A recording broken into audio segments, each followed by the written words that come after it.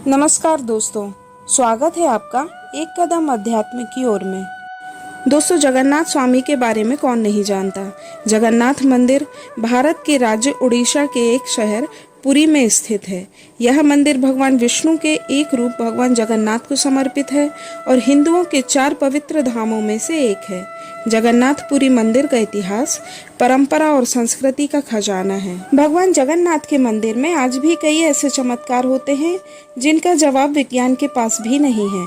पुराणों के अनुसार जगन्नाथ मंदिर को धरती का बैकुंठ माना गया है, क्योंकि भगवान श्री कृष्ण आज भी यहाँ सदैव उपस्थित माने जाते हैं। यह प्राचीन काल से यहाँ की सबर जनजाति के आराध्य देव है और ऐसा कहा जाता है कि इसी वजह से यहाँ भगवान विष्णु का रूप अन्य मंदिरों की अपेक्षा थोड़ा अलग नजर आता है। इस मंदिर की स्थापना मालवा के राजा इंद्रद्युम्न ने कराई थी। इनके पिता का नाम भारत और माता का नाम सुमति था। पौराणिक कथाओं के अनुसार राजा को एक बार सपने में भगवान जगन्नाथ के दर्शन हुए थे। सपने में भगवान ने राजा से अपनी एक मूर्ति को नीलांचल पर्वत की गुफा में ढूंढने और मूर्ति को एक मंदिर बनवाकर स्थापित करने को कहा। इस मूर्ति को भगवान ने नील माधव बताया। इसके बाद राजा अपने सेवकों के साथ नीलांचल पर्वत की गुफा में भगवान की मूर्ति ढूंढने निकल पड़ते हैं। नीलांचल पर्वत पर सबर कबीले के लोगों का राज था। राजा के साथ जो लोग निकले थे उनमें से एक ब्राह्मण का नाम विद्यापति था। विद्यापति को सबर कबीले के लोगों के बारे में पता था जो नील माधव की पूजा करते थे। विद्यापति को यह भी मालूम था कि भगवान नील माधव की प्रतिमा को गुफा के अंदर सबर कबीले के लोग छिपा कर रखते हैं। इस कबीले का मुखिया विश्ववसु भगवान का उपासक था। वह किसी भी हाल में भगवान की मूर्ति देने को तैयार नहीं होता था। इस कारण विद्यापति ने चालाकी से मुखिया की बेटी से विवाह कर लिया। अपनी पत्नी के सहारे विद्यापति उस गुफा तक पहुंचने में कामयाब हो गया जहां भगवान नील माधव की मूर्ति रखी गई थी। विद्यापति ने नील माधव की मूर्ति को चुरा लिया और राजा को सौंप दिया।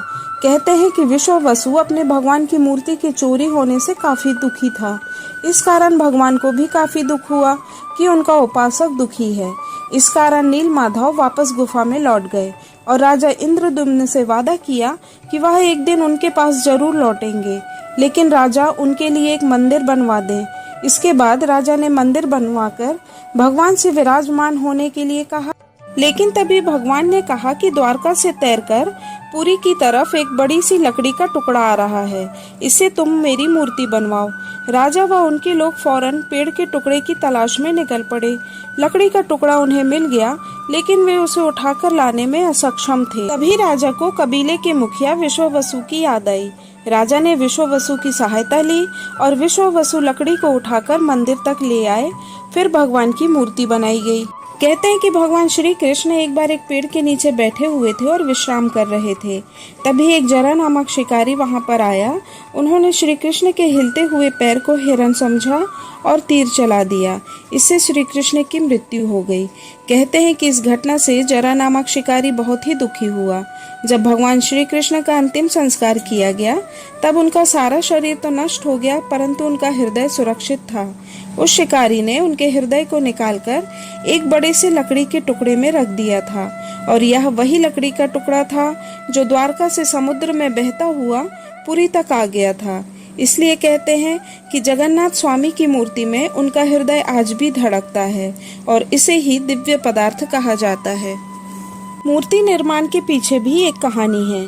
कहते हैं कि विश्ववसु लकड़ी के टुकड़े को उठाकर तो ले आए थे, परंतु समस्या यह थी कि इस लकड़ी के टुकड़े से मूर्तियों का निर्माण कैसे किया जाएगा। तभी राजा के दरबार में एक बूढ़े शिल्पकार ने प्रवेश किया। यह शिल्पकार कोई और नहीं बल्कि देवताओं के शिल्पकार विश्वकर्मा जी थे। उन्होंने कहा कि मैं 21 दिनों में मूर्तियां तैयार कर दूंगा, परंतु शर्त यह होगी कि जब तक मूर्तियां तैयार होंगी तब तक कोई भी विघ्न बीच में नहीं आना चाहिए। और इतना कहकर वह कमरे में बंद हो गए और मूर्तियों का निर्माण करने लगे। उस कमरे में जाने की किसी को भी इजाजत नहीं थी। कमरे के बाहर से सिर्फ काम करने की आवाजें ही आती थी। 15-16 दिन बाद जब एक दिन उस कमरे से कोई आवाज नहीं आ रही थी तो महारानी को चिंता हुई कि आखिर इस कमरे से आवाज क्यों नहीं आ रही है। इसी जिज्ञासा के कारण वे उस कमरे के द्वार को खोल देती हैं और अंदर देखती हैं तो वहाँ कोई भी नहीं था। बस 3 अधूरी बनी हुई मूर्तियां ही रखी हुई थी। भगवान जगन्नाथ स्वामी के इस मंदिर में कई ऐसे चमत्कार होते हैं जो रोज ही देखने को मिलते हैं। ऐसी मान्यता है कि मंदिर की चोटी पर लहराता हुआ ध्वज सदैव हवा के विपरीत दिशा में लहराता है। इस मंदिर के गुंबद पर एक अष्टधातु का चक्र लगा हुआ है। इस चक्र के दर्शन मंदिर परिसर में कहीं से भी खड़े होकर कर सकते हैं। हर तरफ से चक्र आपको अपने सामने ही लगा हुआ दिखेगा। इस मंदिर के बाहर समुद्र है, चारों तरफ समुद्र की आवाजें आती हैं। इस मंदिर के मुख्य द्वार को सिंह द्वार कहते हैं।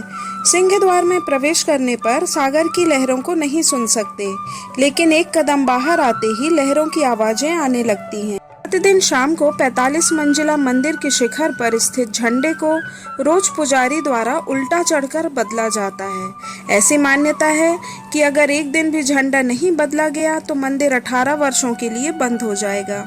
दोस्तों, जगन्नाथ मंदिर के कई रहस्य प्रचलित हैं। ऐसा ही रहस्य वहाँ के प्रसाद को लेकर है। कहा जाता है कि मंदिर का रसोई घर दुनिया के सबसे बड़े रसोई घरों में से एक है।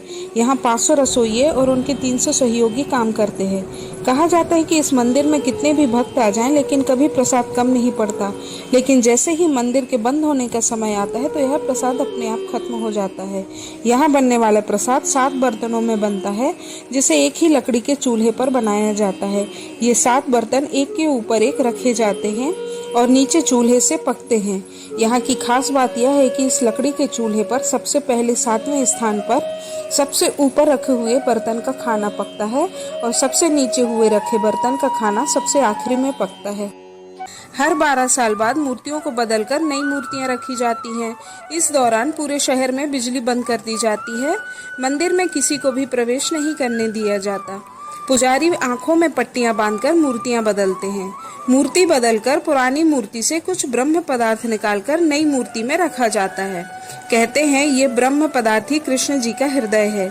जब इसे पुजारी हाथ में लेते हैं तो यह उछलता सा महसूस होता है। कहते हैं इसे जो भी देखता है वो जीवित नहीं रहता।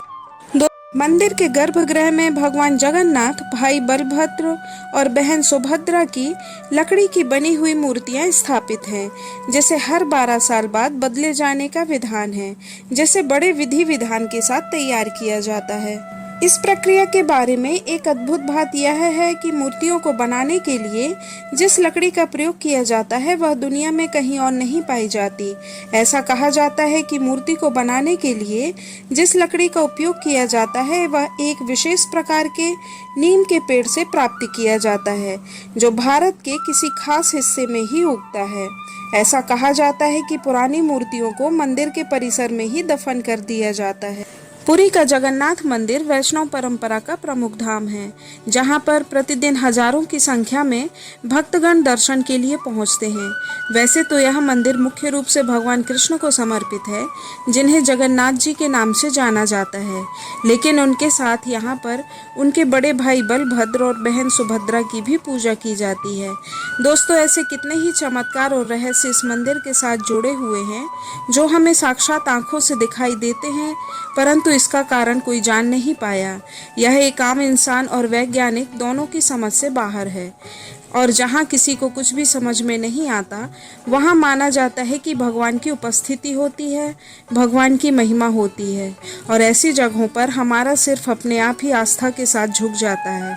तो चलिए सभी मिलकर जगन्नाथ स्वामी को प्रणाम करते हैं। जय जगन्नाथ स्वामी।